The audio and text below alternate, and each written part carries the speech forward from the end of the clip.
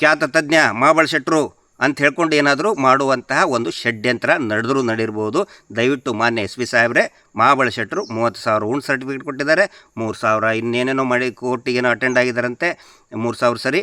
ದಯವಿಟ್ಟು ಅವರಿಗೆ A to Z security ಕೊಟ್ಟುಬಿಡಿ ಅಂತ ನಾನು ವಿನಂತಿ ಮಾಡ್ಕೊಳ್ತಾ ಇದ್ದೀನಿ. ವಿಷಯ ಒಂದು ಹೇಳಬೇಕಂತಿದ್ದೆ. ಈಗ ಈ ನನಗೆ ಈ ಮೆಟ್ರನ್ನವರಿಂದ ಥ್ರೆಟ್ ಪರ್ಸೆಪ್ಷನ್ ಬರ್ತಾ ಇದೆ. ನಾನು ಉಡುಪಿ ನಮ್ಮ ದಕ್ಷಿಣ ಕನ್ನಡ ಜಿಲ್ಲೆ SP ಹತ್ರ, ದಕ್ಷಿಣ ಕನ್ನಡ ಜಿಲ್ಲೆ ನಮ್ಮ ಮಂಗಳೂರು ಕಮಿಷನರ್ ಹತ್ರ ನನಗೇನು ಪ್ರೊಟೆಕ್ಷನ್ ಕೊಟ್ಟಿದ್ದೀರಿ? ನನ್ನ ಮರ್ಡರ್ ಆದಮೇಲೆ ನೀವು ಪ್ರೊಟೆಕ್ಷನ್ ಕೊಡ್ತೀರಾ, ಅದರ ಮೊದಲು ಪ್ರೊಟೆಕ್ಷನ್ ಕೊಡ್ತೀರಾ? ಸೂಮೂಟಾಗಿ ಆ ಮಟ್ಟಣ್ಣವ್ರನ್ನ ಹಿಡಿಬೇಕಿತ್ತ ಬೇಡ?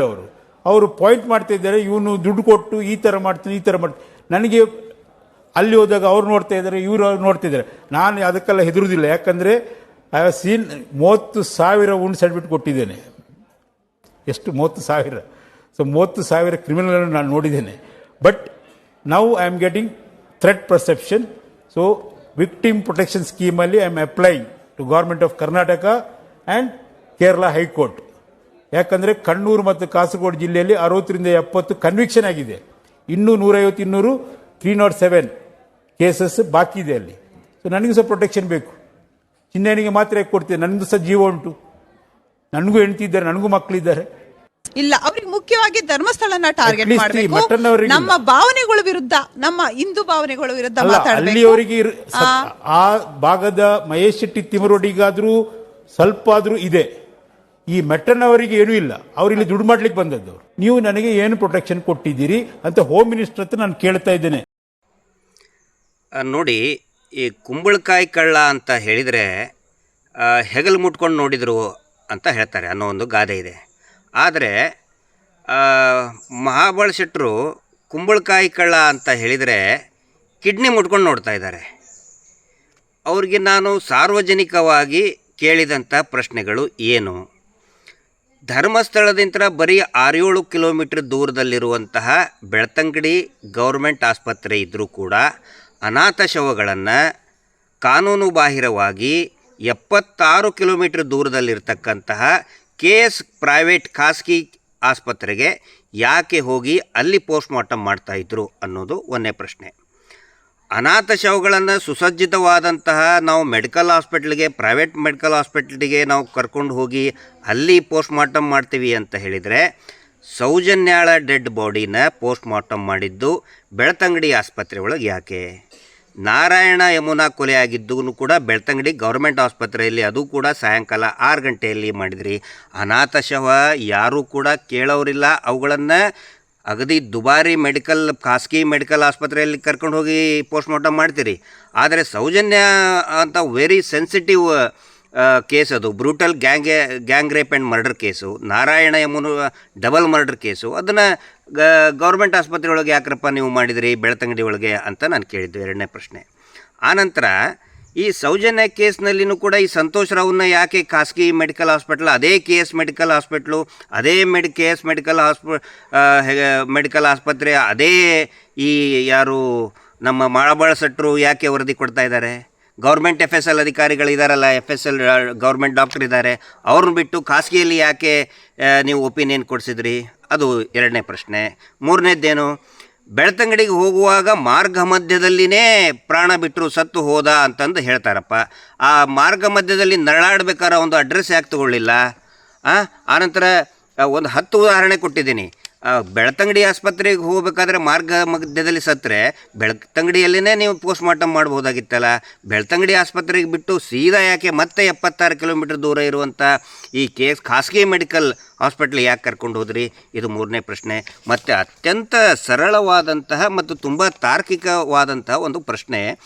ಈ KS ಮೆಡಿಕಲ್ ಹಾಸ್ಪಿಟಲ್ ಖಾಸಗಿ ಆಸ್ಪತ್ರೆಯಲ್ಲಿ ಏನು ಹೇಳ್ತಾರೆ ಇವರು, 3 ದಿನ 6 ದಿನ ಡೆಡ್ ಬಾಡಿಗಳನ್ನು, ಅನಾಥ ಡೆಡ್ ಬಾಡಿಗಳನ್ನು ಫ್ರೀಝರ್ನಲ್ಲಿ ಇಟ್ಟಿದ್ವಿ, ಅಂದರೆ ಶೀತಲಾಗಾರದಲ್ಲಿ ಇಟ್ಟಿದ್ವಿ ಅಂಥೇಳಿ ಪೊಲೀಸ್ ವರದಿಯಲ್ಲಿನೇ ಇದೆ, ಉಲ್ಲೇಖ ಇದೆ. ಈ ಖಾಸಗಿ ಮೆಡಿಕಲ್ ಹಾಸ್ಪಿಟಲ್ನಲ್ಲಿ ಅನಾಥ ಶವಗಳನ್ನು ಫ್ರೀಝರ್ನಲ್ಲಿಟ್ಟರೆ ಅದನ್ನು ಬಿಲ್ ಕಟ್ಟದವ್ರು ಯಾರು? ಯಾವುದೇ ಓಚರ್ನಲ್ಲಿ ನಾವು ಪಂಚಾಯತಿಯಿಂದ RTI ತೊಗೊಂಡಿದ್ದೀವಿ, ಯಾವುದೇ ಓಚರ್ನಲ್ಲಿ ನಾವು ಶೀತಲಾಗಾರ ಅಂದರೆ ಫ್ರೀಝರ್ ಚಾರ್ಜ್ ಕೊಟ್ಟಿದ್ದೀವಿ ಅಂಥೇಳಿ ಎಲ್ಲೂ ಇಲ್ಲ. ಒಂದು ದಿನಕ್ಕೆ ಕಡಿಮೆ ಅಂತಂದರೂ 5,000 ರೂಪಾಯಿ ಬಿಲ್ ಬರ್ತದೆ. ಆ ಯಾರೂ ಕ್ಲೇಮ್ ಮಾಡದೇ ಇರುವಂತಹ ಅನಾಥ ಶವದ ಬಿಲ್ಲನ್ನು ಯಾರು ಕಟ್ಟಿದರು? ಅಕಸ್ಮಾತ್ ಇವರೇನಾದರೂ ಫ್ರೀಯಾಗಿ ಇಟ್ಕೊಂಡ್ರ 3 ದಿನ KS ಮೆಡಿಕಲ್ ಹಾಸ್ಪಿಟಲ್ನವರು ಕಾಲೇಜ್ನವರು ಯಾಕೆ ಇಟ್ಕೊಂಡ್ರು? ಅವ್ರಿಗೇನು ಲಾಭ? ಹಾಗಿದ್ದರೆ ಅಲ್ಲೇನಾದರೂ ಅಂದರೆ ಮಹಾಬಳ ಶೆಟ್ಟರು ಅಥವಾ ಅಲ್ಲಿ ಆ ವ್ಯವಸ್ಥೆಯಲ್ಲಿ ಏನಾದರೂ ಕಿಡ್ನಿ ಕಳ್ಳತನ, ಕಳ್ಳತನ, ಲಿವರ್ ಆಗಲಿ ಮಾನವ ಅಂಗಾಂಗಗಳ ಕಳ್ಳತನ ಆಗ್ತಾ ಇದೆಯಾ ಅನ್ನುವಂಥ ಒಂದು ಸಂಶಯವನ್ನು ವ್ಯಕ್ತಪಡಿಸಿದ್ದೆ. ಅದರ ಸಲುವಾಗಿ ಮಹಾಬಳ ಶೆಟ್ಟರು ಒಬ್ಬೊಬ್ಬೊಬ್ಬ ಸಿಕ್ಕಾಪಟ್ಟೆ ಹೆದರ್ಕೊಂಡು ಟಿ ವಿ ಚಾನಲ್ಗೆ ಹೋಗಿ ನನಗೆ ಗಿರೀಶ್ ಮಟ್ಟಣ್ಣವರಿಂತ ಜೀವ ಬೆದರಿಕೆ ಇದೆ ಅಲ್ಲ ರೀ. ಆಮೇಲೆ ನಾನು ಒಬ್ಬ ಖ್ಯಾತ FSL ತಜ್ಞ 3,000 ವರದಿ ಕೊಟ್ಟಿದ್ದೀನಿ, 30,000 ಉಂಡ್ ಸರ್ಟಿಫಿಕೇಟ್ ಕೊಟ್ಟಿದ್ದೀನಿ. ನೋಡಿರಿ ಮಹಾಬಳ ಶೆಟ್ಟರೆ, ನೀವು 3,000 ನೀವು ಕೇಸ್ ಅಟೆಂಡ್ ಮಾಡಿದಿರೋ, 30,000 ಉಂಡ್ ಸರ್ಟಿಫಿಕೇಟ್ ಕೊಟ್ಟಿದ್ದೀರೋ, 30,000 ಕಿಡ್ನಿ ಕದ್ದಿದ್ದೀರೋ, ಅದನ್ನು ನಾನಂತೂ ಹೇಳಿಲ್ಲ. FSL ಅವರು ತನಿಖೆ ಮಾಡಬೇಕು ಅಂತ ನಾನು ಹೇಳ್ತಾ ಇದ್ದೀನಿ. ಜೀವ ಬೆದರಿಕೆ ಇದೆ. ಈ ಪ್ರಶ್ನೆ ಕೇಳಿದರೆ ಇದರಲ್ಲಿ ಎಲ್ಲಾದರೂ ಕೂಡ ಜೀವ ಬೆದರಿಕೆ ಅಂತ ನೀವು ಯಾಕ್ರಿ ಹೆದರ್ತೀರಾ? ಇವರು ಮಹಾಬಳ ಶೆಟ್ಟರು ಯಾಕೆ ಹೆದರಬೇಕು? ಸರಳ ಪ್ರಶ್ನೆಗೆ ಸರಳವಾದಂಥ ಒಬ್ಬ ತಜ್ಞರಾಗಿ ಸಿಂಪಲ್ಲಾಗಿ ನಗುಮುಖದಲ್ಲಿ ಉತ್ತರ ಕೊಡಬೇಕು. ಅವರೊಬ್ಬ ತಜ್ಞರಾಗಿ ವಿಶ್ಲೇಷಣೆ ಮಾಡಿ ಉತ್ತರ ಕೊಡಬೇಕು.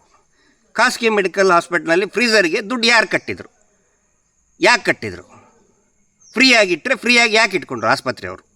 ಆಮೇಲೆ ಇವರು 60-70 ನಾನು ಸ್ಥಳದಲ್ಲೇ ಬಂದು ನಾನು ಸ್ಪಾಟಲ್ಲಿ ಮಾಡಿದ್ದೀನಿ, ಏನು ಪೋಸ್ಟ್ಮಾರ್ಟಮ್ ಮಾಡಿದ್ದೀನಿ ಅಂತ ಹೇಳಿದ್ರೆ ಯಾಕೆ ಮಾಡಿದ್ರಿ? ವೆರಿ ಸಿಂಪಲ್ ಪ್ರಶ್ನೆ. ಅದಕ್ಕೆ ಉತ್ತರ ಕೊಡೋದು ಜೀವ ಬೆದರಿಕೆ ಅಂತ ಹೇಳ್ತಾ ಇದ್ದಾರೆ. ಅದಕ್ಕೆ ನಾನು ಕೂಡ SP ದಕ್ಷಿಣ ಕನ್ನಡ ಜಿಲ್ಲೆಯವ್ರಿಗೆ ಹೇಳ್ತೇನೆ, ದಯವಿಟ್ಟು ಮಹಾಬಳ ಶೆಟ್ಟರಿಗೆ A ಸೆಕ್ಯೂರಿಟಿನೋ, B ಸೆಕ್ಯೂರಿಟಿನೋ, Z ಸೆಕ್ಯೂರಿಟಿನೋ ಅಥವಾ A to Z ಸೆಕ್ಯೂರಿಟಿ ಏನೇನಿದೆ ಎಲ್ಲ ಸೆಕ್ಯೂರಿಟಿನೂ ಕೊಟ್ಬಿಟ್ರಿ ಹೋಗ್ಲತ್ತಾಗ ಅವ್ರಿಗೆ. ಯಾಕಂತ ಹೇಳಿದರೆ ಹಿಂದೆ 1 ವರ್ಷದಿಂದ ಡಾಕ್ಟರ್ ಆದಮ್ ಉಸ್ಮಾನ್ ಅವ್ರದ್ದು ಕೂಡ ಸಂಶಯಾಸ್ಪದವಾದಂಥ ಸಾವು ಆಯಿತು, ಸೌಜನ್ಯ ಪೋಸ್ಟ್ ಮಾಡಿದಂಥ ವೈದ್ಯರವರು.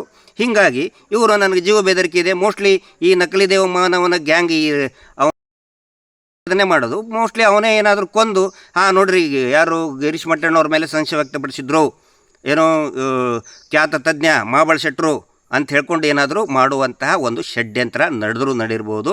ದಯವಿಟ್ಟು ಮಾನ್ಯ SP ಸಾಹೇಬ್ರೆ, ಮಹಾಬಳ ಶೆಟ್ಟರು 30,000 ಉಂಡ್ ಸರ್ಟಿಫಿಕೇಟ್ ಕೊಟ್ಟಿದ್ದಾರೆ, 3,000 ಇನ್ನೇನೇನೋ ಮಾಡಿ ಕೋರ್ಟಿಗೇನೋ ಅಟೆಂಡ್ ಆಗಿದ್ದಾರಂತೆ, 3,000 ಸರಿ.